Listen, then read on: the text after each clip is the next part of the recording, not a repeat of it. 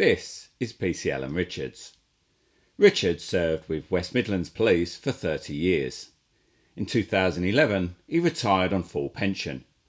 5 years later, he was prosecuted for misconduct in public office and also for the sexual assault of 20 young boys, some of which were as young as 8.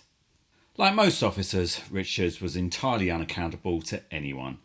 He was also free to abuse every police resource at his disposal as a means to further his own agenda. This meant he could carry out fake rape investigations and have innocent children perform sex acts to exonerate them from his inquiries.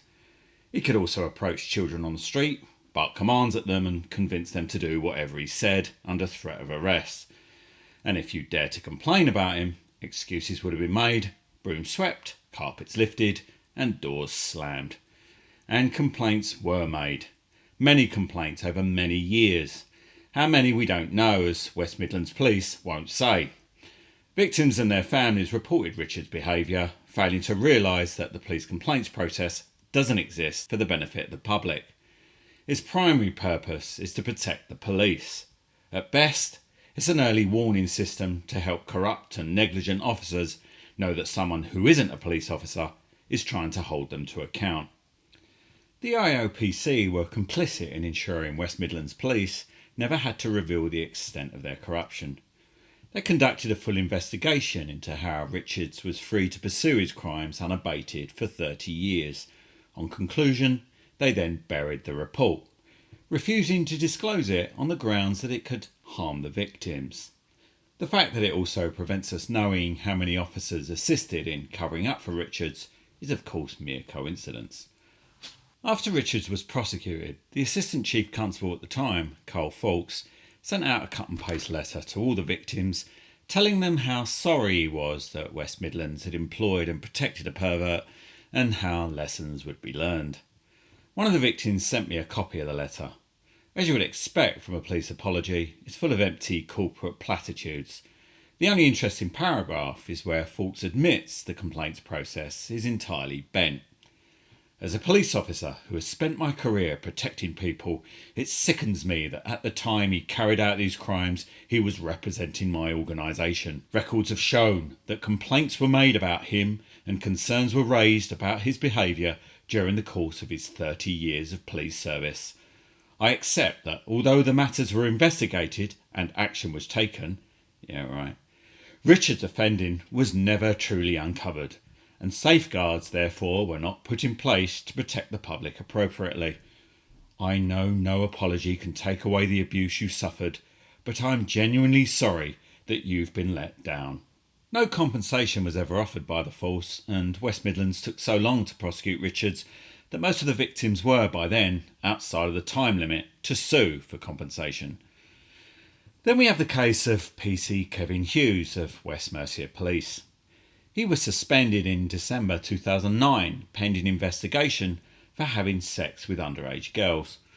Of course, none of the subsequent news reports reveal this about him, mostly because PC Hughes did the decent thing that all corrupt cops should do and hung himself.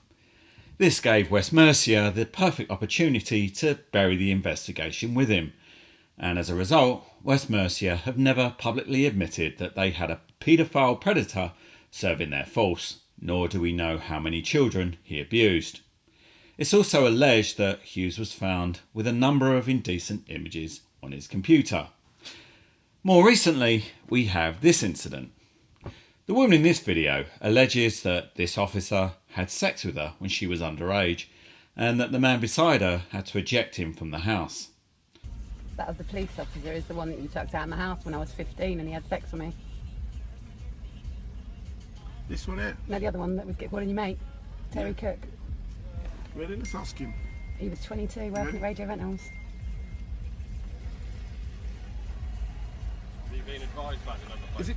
Is it PC Cook? Have you been advised? Is it PC Cook? Is that Have who you are? been advised? I'm just asking you to identify yourself. My collar number's on my shoulder. Yeah, but are you PC Cook? It doesn't matter what my name is. Do you know this lady here? Hello. Hi. From a long time ago, yes. Do you remember me throwing you out of our house because she was No. underage and you were having sex No, with her? I don't remember that. Don't you? No, You should do. no. Do you remember him? Yeah. Where do you remember him from? Oh, when I was 15. 15. Have you been spoken People about like being you on make nonce me before? sick. Have you or not? You're Can a you answer my nonce. question or not? You're a nonce. Having sex with a minor, regardless of consent, is known as statutory rape.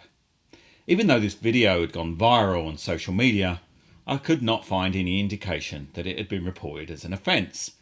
So, doing my civic duty, I reported it to the force he worked for. I received this reply. Lies are being prepared for this officer, no doubt, as I speak.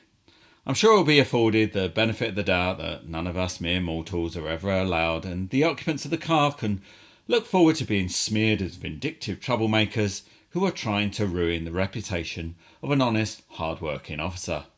The de facto outcome that all complaint investigators aspire to. Finally, we come to the motherlode of child abuse, Rotherham.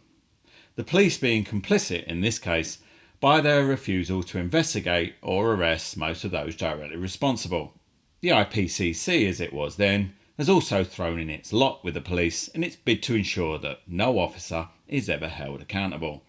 Back in June 2016, I made a Freedom of Information request to the then IPCC to ask them, among other things, how high up the ranks of South Yorkshire Police this willful refusal to take action against the perpetrators actually went. True to form, the IPCC went into cop protection mode and rejected my request in full. It took 10 months and repeated appeals to the ICO to get them to finally reveal the truth. 24 police constables, 7 sergeants, 4 inspectors, 1 chief inspector, 1 chief superintendent, 1 rank unknown. The ICO upheld the decision of the IPCC not to disclose the highest ranking officer on the basis that it would be too easy to personally identify the officer concerned. Now, it's been 7 years since the Rotherham abuse scandal was made public knowledge, and still the IOPC, which was in the IPCC, has not completed its investigations.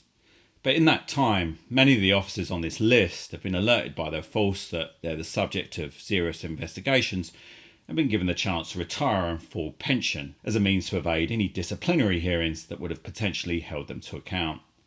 Thus far, not a single officer has been prosecuted by the CPS for misconduct in public office, and the chances are none of them ever will be. Police officers as sexual predators has become an epidemic, and yet the police are doing nothing about it. No studies have been undertaken to find out just why so many paedophiles and perverts are drawn to police work. No changes have been made to the recruitment vetting process to weed them out. Instead, the police do what they always do when confronted with an institutional problem. They localise it, isolate it as the actions of a few bad apples, and then deploy the corrupt methods of the complaints process as a means to bury it. But the problem is not going away. And as long as the complaints process aims to protect the false, firstly and foremostly over that of innocent children, then it is nothing more than subterfuge for sexual predators in the false who are trying to evade capture. Meanwhile, PC Alan Richards languishes around in his prison cell serving his well-deserved 20-year sentence, but with one saving grace. And that is, thanks to his corrupt colleagues at West Midlands, Richards got to retire gracefully from the force rather than face the ignominy of being dismissed, and thereby benefit from collecting his pension in full. The PCC of West Midlands eventually took steps to have pension contributions to Richards slashed by 65%, but that action wasn't taken until 2018. When I was a child, my parents, like most, told me that if I was ever lost or in trouble, to find a police officer. Now I'm a parent, I tell my child that if she's ever lost or in trouble, the very worst she could do is to turn to a policeman. Meanwhile, I've made a Freedom of Information request to the IOPC for full disclosure on the Richards report on the basis that it is in the public interest. The names and details of all the victims can easily be redacted, but what the public need to know is how the police complaints process allowed a sexual predator to evade capture again and again, and what steps, if any, West Midlands have taken to protect children in their catchment area from similar paedophile cops. Knowing how rigorously the IOPC protect police officers, I know I have a long and arduous legal battle on my hands to get access to that report. Thanks to all the victims of the officers mentioned in this video who were brave enough to come forward and share with me information that the police would rather we don't know. Due to the subject matter of my channel, YouTube are no longer recommending my videos. So if you think my content and my cause is worthwhile, please tell as many others as you can about me. The bigger this channel grows, the better I can fight police abuses of authority and empower as many people as possible to do the same.